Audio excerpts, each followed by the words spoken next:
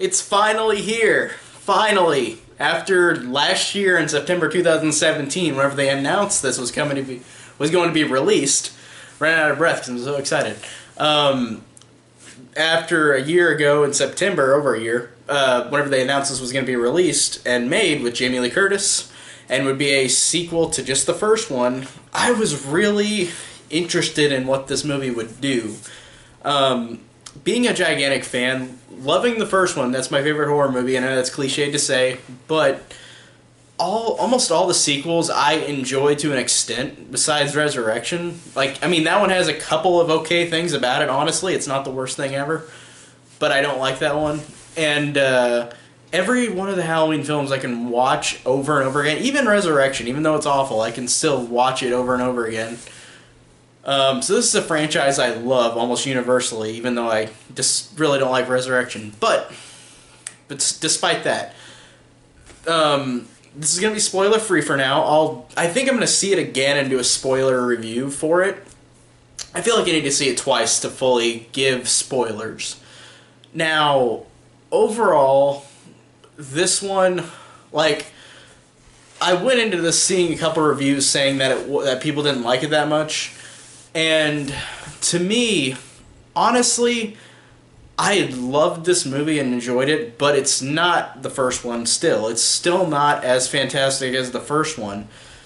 So I feel like going into that mindset, you'll be totally fine with this, but this one is still not as scary as the first one. And it's got a couple of weird moments. Not any that, like, ruin the movie, but there are a couple of moments where I'm like, oh, that's kind of, what? What's up with that?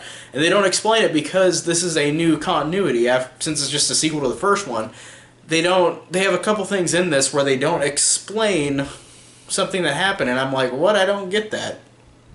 But, despite that, I think that this is, overall, like, the ending is the thing people are going to talk about, but the movie as a whole, I think, is still great. Like, I think this is a great Halloween sequel. I'd say out of all of them, I don't know where to put this, though, because honestly, I don't know if I can put it after the first one or after Halloween 2 and 4 and, like, 8, and, like, 3. I don't know, because this one does have a couple weird moments in it, but I still love the hell out of this movie. I still love this despite a couple issues. And that's what almost every sequel has. Oh, no, every sequel of the Halloween franchise has. They all have problems. And this one does too, but they're not super apparent. They're just a couple times where I'm like, oh, okay, that's kind of weird because they don't explain it because it's in a new continuity. Despite that, it is still... I still love the fact that this movie exists. Like, I thought that bringing Jamie Lee Curtis back... doing this family dynamic with her daughter, and her granddaughter, I thought was a great reason to bring her back, a great excuse to bring her back because she was killed in Resurrection. And this ignores all the sequels because of the continuity for every one of them is so different, so they just made a clean slate. And the biggest thing I can give this movie is Jamie Lee Curtis. She in this movie is incredible, and honestly, she was great in the H2O one, but in terms of, like, this character being broken, in this one she's even better. Like, she's really, really fantastic in this movie, and I loved her. I really liked the two, even though they weren't as on screen as much, I did like Judy Greer as Karen and Andy Machek as Allison. I thought that they were good, like Karen's Laurie's daughter, and then Allison as Laurie's granddaughter.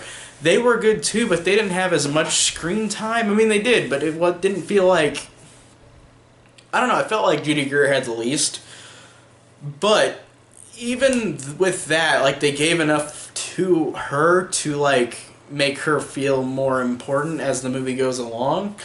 And Allison too. Like, I thought that they did a good job with that, and I thought that this movie is not super scary as the first one, like the sequels, but it does have effective moments in it. It does not have, even though David Gordon Green, this is the first movie I've seen him direct, and I think he only directed one other movie, Stronger, but this guy seems like a very competent filmmaker from the one movie I've seen him do.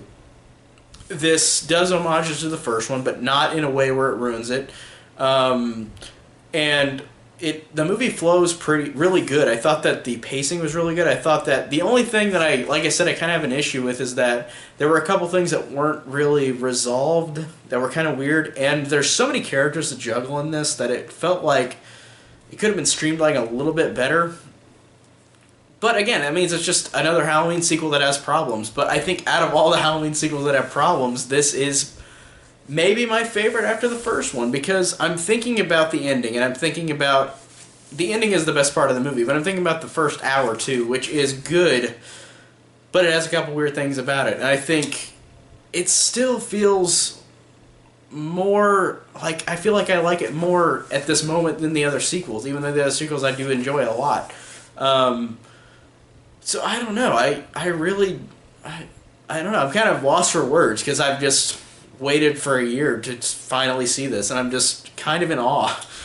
But like I said, I really did dig this movie, despite a couple flaws with it. Like the other sequels, this still I feel like might be the best sequel, the best Michael Myers sequel. And I think it had great homages, and I think that these characters were good. They were fun. That one scene that you see in the trailer, you see more of it in the movie, but that babysitter with the little kid, that was a standout scene. That was awesome. This movie has humor too, and that humor worked in that scene. And there's a couple humorous moments that work really well, and it surprised me that this one is... I don't want to say... Well, I guess more humorous than most of the Halloween films. Resurrection did have humor in it, but it was flat, not good humor. But this one, I thought the humor was solid. I could do without it, but it's totally fine. But that scene with the babysitter and the little kid, that was a good scene. That actually was really funny, and I've laughed a lot. All these lines were gold for coming out of those two characters. That was a great scene between the two. And again, I want to go back to Laurie Strode and how this character, this reminded me of this is similar to H2O in a way, but I don't want to ruin it. It's not exactly the same, but it does have the character Laurie Strode, again, after the first movie, this time 40 years instead of 20 years later, and she has a kid and a grandkid now, and she is suffering through just this trauma. And I love the fact that this character is even more badass than she was in H2O, because she's got... I don't know how she got the money, but she's rigged up to do anything in this awesome house like you see in the trailer that she lives in. She is smart in this movie, and I love how smart this character is. And I love how smart the three Strode characters are. I thought they're great. The other characters were all serviceable and fine, but the three Strode girls really did sell this movie, and I thought that Jamie Lee Curtis was incredible. The gore was really good too. It's weird because they do a back and forth where it's sometimes it's shown, sometimes it's not. Where it reminds me a lot of Halloween 2, where Halloween 2 did that, where they showed a lot more gore. But this one put a little more restraint on it. Sometimes it showed gore, sometimes it didn't, and it's weird. They want to have that balance because you can't have no gore in a movie nowadays like this. You could in 1978, whenever Halloween came out, but in this one, if it came out, if this movie today was released with no gore, I feel like people would freak out because we're so exposed to that now. So they have their cake and eat it too, because it's half and half, where you see some gore, you don't see some of it. So this overall was a really, really solid sequel again, and I'm trying to think about it not with lens covers where I'm thinking, oh, this was great, but what about this? Because I am thinking of parts that I think are kind of weird in the movie. But even with that, because all the Halloween sequels are messes, they have a lot of issues, all of them. This one I feel has the least amount, even though it does have some messy things about it. I feel this probably is the best sequel after the first one. Just thinking about it right now, and maybe my mind will change, but as of now, I think this is the best sequel. Not regarding Halloween 3 though, because Halloween 3 is awesome, but that's not a Michael Myers movie. So overall, I really did enjoy this one with a few flaws, but I don't care because like the other sequels, they all have flaws too. But this one I think had a great ending, and I think that the first hour is good, but the ending is spectacular. Blew me away. but the first half is good with a couple flaws to it. So overall, it's really, really good. Like, I think it's a really good movie with some issues. Not perfect, not like the original one, but none of the sequels are. So I'm taking that for what it's worth. So I really did enjoy this movie despite having a couple problems with it. So what did you guys think of Halloween? I know everybody's going to see this. Get ready to hear all the people bitching about this movie, because I know in Killer Flicks people are going to freak out. Let's talk about it. Just talk down below. What do you think about it? Tell me below. Thank you guys for watching. Comment, like, subscribe. Thanks for watching.